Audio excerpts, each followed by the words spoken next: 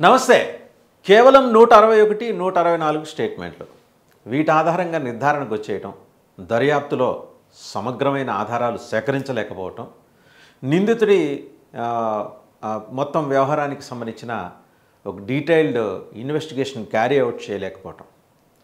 ఇవి ACB court ఎత్తి చూపించింది మిథున్ రెడ్డి గారికి బెయిల్ మంజూరు చేసే క్రమంలో. ఒక ఆరోపణ ఎవరో చేశారు, వాళ్ళు ఇచ్చిన స్టేట్మెంటు, అలాగే 164 స్టేట్మెంటు మెజిస్ట్రేట్ ముందర పోలీసులు కూడా చెప్పించుండొచ్చు. పోనీ చెప్పించే ఉందారనుకుందాం కాసేపు, లేదు వీళ్ళు స్వతంత్రంగా చెప్పారనుకుందాం. దానికి తగ్గ ఆధారాలు ఉండాలిగా.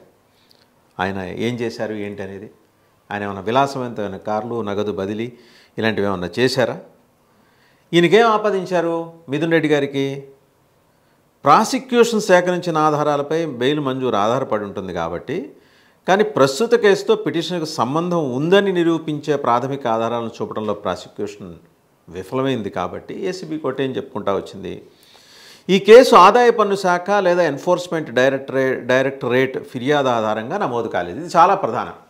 ఏదో ఇన్కమ్ ట్యాక్స్ డిపార్ట్మెంట్ కానీ లేకపోతే ఎన్ఫోర్స్మెంట్ డైరెక్టరేట్ కానీ. మరి ఎవరిచ్చారు? చిన్నారులపై వేధింపులు, పన్ను ఎగవేత, బ్యాంకు మోసం, కస్టమ్స్ ఉల్లంఘన లాంటి ఆరోపణలు ఏవి కూడా పిటిషనర్ మీద లేవు. రైట్. ఇంకా పిటిషనర్ మనీ లాండరింగ్, జాతీయ భద్రతా కేసుల్లో అరెస్ట్ కాలేదు కాబట్టి బలమైన ఆధారాలు లేకుండా ఆయన నిరవధికంగా కస్టడీలో ఉంచడానికి వీల్లేదని ఏసీబీ కోర్టు చెప్తా వచ్చింది. ఇవి ఎలా మిస్, ఈ ఫండమెంటల్స్ ఎలా మిస్ అయింది? చేసిన వాళ్ళు పోలీస్ యంత్రాంగం ఎలా మిస్ అయింది ఈ ఫండమెంటల్స్? ఇవి మిస్ అయిపోయి ఈయనేముంది, ఇంకేం లేదు, అమాంతం సంపాదించేశాడు. పేపర్ మీద మనం 1,00,000 చెప్తాం, 121 స్టేట్మెంట్లు ఇస్తాం, 124 మెజిస్ట్రేట్ గారి ముందర ఇప్పిస్తాం.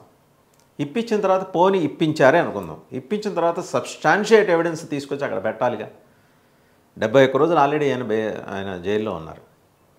మరి ఈ 71 రోజుల లోపలైనా ఏదో ఒకటి చేసి పర్పెట్రేటర్ అయినా సరే తీసుకొచ్చి చూపించాలిగా. ఏవి ఎందుకు చూపించలేదు? ఏసీబీ కోర్టు అడిగింది అదే మిథున్ రెడ్డి గారి విషయంలో. ప్రధానంగా ఇక్కడ గమనించాల్సిన విషయాలు ఏంటంటే, మద్యం కేసులో ఆయన పాత్ర నిరూపించే ఆధారాలు లేవు. ఒకటి, ఆరోపణలు ఆధారంగా అమూల్యమైన బెయిల్ హక్కును తిరస్కరించలేము, ఏసీబీ కోర్టు చెప్పింది. నిందితుడి పాత్ర ఆధారాలు కాకుండా కేవలం తీవ్రమైన కేసు ఏముంది, ఏమైనా చెప్పచ్చు మనం, తీవ్రమైన కేసు అనే కారణంతో బెయిల్ నిరాకరించలేము.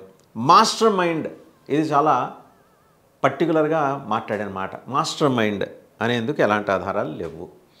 సహనిందితుల వాంగ్మూలాల ఆధారంగానే ఈ కేసు మరి ఈయన మీద బిల్డ్ చేసుకుంటూ వచ్చారు ఆరోపణలు ఇవన్నీ. ఈ వాంగ్మూలాలకు ఎలాంటి ఆమోదయోగ్యత లేదు. మా ముందుంచిన ఆధారాలు స్వతంత్రమైనవి కావు. ముడుపులు వసూలు చేశారన్న ఆరోపణలు నిరాధారం. నేరపూరిత కుట్రకు సైతం ఆధారాలు ఏది చూపలేకపోయారు. సాక్ష్యాలు తారుమారు చేసినట్టు కూడా ఆరోపణలు లేవు. ఇవన్నీ ACB court has time and again mention చేసింది. ఇది ఇప్పుడు ఇన్ని ఆరోపణ తీవ్రమైంది కాబట్టి బెయిల్ నిరాకరించాలి అని చెప్పేసి అడిగితే కుదరదు. సబ్స్టాన్షియేట్ ఎవిడెన్స్ని ప్రొడ్యూస్ చేయగలగాలి. ఇంతకుముందు ఇద్దరు బెయిల్ మీద వచ్చారు, ఇప్పుడు ఈయన కూడా. అనుమానాలతో నిరవధికంగా కస్టడీలో ఉంచలేమంటూ బెయిల్ మంజూరు చేసింది. ఇదండి మొత్తానికి మిథున్ రెడ్డి గారి బెయిల్ విషయంలో వ్యవహరించిన తీరనమాట. మిథున్ రెడ్డి మాస్టర్ మైండ్ అట. అలాగే కొందరు సాక్షులు ఇచ్చిన 164, 121 స్టేట్మెంట్లు తప్ప ఇతర ఆధారాలు సమర్పించలేదు. ఎక్కడ మరి ఎందుకు ఫెయిల్ అయ్యారు? ఇంతలో మరి ఛార్జ్షీట్లు వేశారు కదా, దాంట్లో ఛార్జ్షీట్లో వేసినవి కోర్టు ముందరైతే ఉంచాలి. ఛార్జ్షీట్లో వేసుకోవచ్చు, కోర్టు ముందరైతే ఉంచాలిగా. ఎందుకు ఉంచలేకపోయారు? ఇది చాలా స్పష్టంగా కనిపిస్తోంది. అలాగే ముడుపులు దారి మళ్లించడానికి ఒప్పందం చేసుకున్నారనేది కూడా ఎలిగేషన్ చేశారు. ఆధారాలు ఏవి?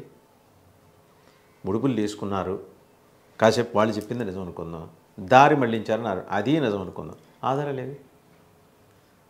అంటే ఏ స్థాయిలో ఒక కేసుని ఫ్రేమ్ చేసి బిల్డ్ చేస్తారనే దానికి ఇది ఒక ఉదాహరణ. ఈ వాజ్ ఎంపీ, ఇంతకుముందు ఎంపీ, ఇప్పుడు ఎంపీ, ఆయన తండ్రి మాజీ మంత్రి, బలమైన లీడర్, వాళ్ళేం పారిపోయే వాళ్ళేం కాదు ఎక్కడికి.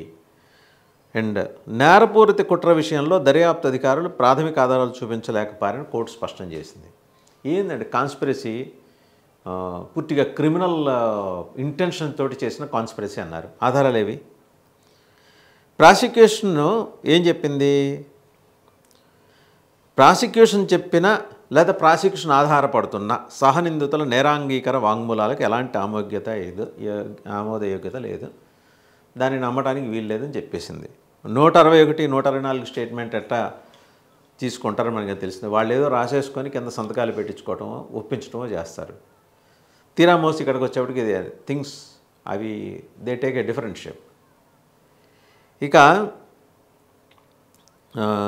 ఈ విషయంలో న్యాయాధికారి బెయిల్ మంజూరు చేసి ఇవి ప్రధానంగా ప్రస్తావన చేశారు. ఈ కేసులో 4వ నిందితుడిగా ఉన్న మిథున్ రెడ్డిని సిట్ అధికారులు ఏడాది జూలై 19న అరెస్ట్ చేశారు కరెక్ట్గా. అప్పటి నుంచి ఆయన 72 డేస్ నుంచి రాజమండ్రి సెంట్రల్ జైల్లో ఉన్నారు. సరే, ఉపరాష్ట్రపతి ఎన్నిక కోసం ఆయన బయటకు వచ్చారు, మళ్ళీ వెళ్ళారు. కేవలం కేసు తీవ్రత, పరిమాణం అంటే వాల్యూమ్ ఆర్ క్వాంటమ్ ఏదని అనుకుందాం మాత్రమే కాక నిందితుడి పాత్ర, దర్యాప్తు అధికారులు సేకరించిన ఆధారాలను బట్టే బెయిల్ మంజూరుపై నిర్ణయం ఉంటుంది.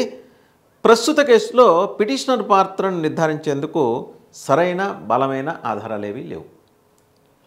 మిథున్ రెడ్డి గారు వేసిన పిటిషన్ సంబంధించి కేవలం ఆరోపణల ఆధారంగా ఆయన బెయిల్ హక్కుని తిరస్కరించలేము.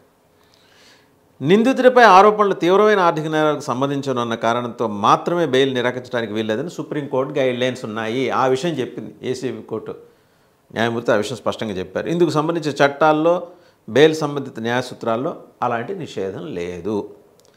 మిథున్ రెడ్డిపై ఉన్న ప్రధాన ఆరోపణ ఏంటి? ఈ కేసులో ఆయన మాస్టర్ మైండ్, తేల్చాలిగా మాస్టర్ మైండ్ అయితే. అలాగే కీలక పాత్ర పోషించారు. ఇందుకు ప్రాసిక్యూషన్ ఏం చేసింది? కో అక్యూజ్డ్ వాళ్ళు ఇచ్చిన కన్ఫెషన్ స్టేట్మెంట్స్ మీద ఆధారపడింది. కానీ వీటికి ఎలాంటి ఆమోదయోగ్యత లేదే. సహనిందితుల వాంగ్మూలాలు, కొందరు సాక్షులు ఇచ్చిన 161 స్టేట్మెంట్లు తప్ప ఇతర ఆధారాలను సమర్పించలేదు. కోర్టు ముందుంచిన ఆధారాలు స్వతంత్రమైనవి కాదు, ఇండిపెండెంట్ ఎంక్వైరీలు చేసినవి కావు. ఏదో ఫలానా ఎక్స్ అన్నారు, వై అన్నారు అని. వాటికి ఎంత విలువ ఉంటుందనే విషయం క్రాస్ ఎగ్జామినేషన్ తర్వాతే తెలుస్తుంది. ఆ ముక్క కూడా చెప్పింది ఏసీబీ కోర్టు. సో ఇదంతా కూడా 2019-24 మధ్య ఆ కాలంలో మద్యం విధానం రూపకల్పన, అమలులో కీలక పాత్ర పోషించారనేది మిథున్ రెడ్డిపై ఉన్న ఆరోపణ. అయితే ఆయన లిక్కర్ పాలసీ రూపకల్పన కమిటీలో సభ్యుడు కాదని, ఆయన పార్లమెంటు సభ్యుడు మాత్రమేనని, రాష్ట్ర వ్యవహారాలు లేదా ఎక్సైజ్ పాలసీతో సంబంధం లేదని కూడా ఆయన తరఫు న్యాయవాది కోర్టు దృష్టికి తీసుకొచ్చారు. పోలీసులు ఇప్పటివరకు సేకరించిన ఆధారాలు ఏవి మిథున్ రెడ్డిపై ప్రాథమికంగా కేసు రుజువు చేసేందుకు సరిపోవు.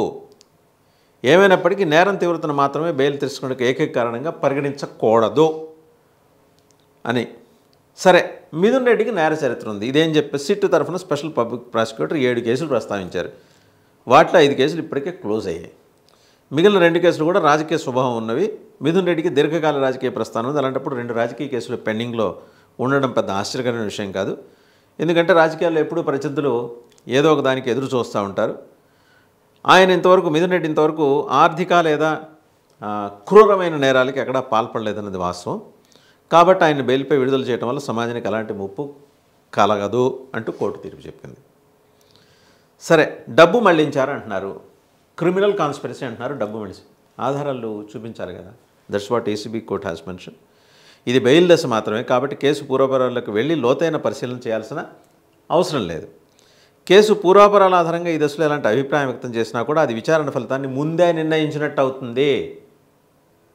కోర్టు చాలా స్పష్టంగా చెప్పింది. అంటే వెట్టింగ్ చేసి ప్రతి పదం, ప్రతి వాక్యం వెట్టింగ్ చేసి చెప్పింది. నిందితులు డబ్బు, ముడుపులను దారి మళ్లించడానికి ఒప్పందం చేసుకున్నారెందుకు ఆధారాలు ఏవి చూపలేదు. తర్వాత ఇంకొక మాట ఏంటంటే అక్కడ దాంట్లో కోర్టు చెప్పిన దాంట్లో సిట్ అధికారులు Mithun Reddy Google takeouts, cell tower location డేటాని ఆధారం చేసుకొని మాట్లాడారు. సరే, వాటికి ఉన్న ప్రమాణం ఏంటి? దానికి ఉన్న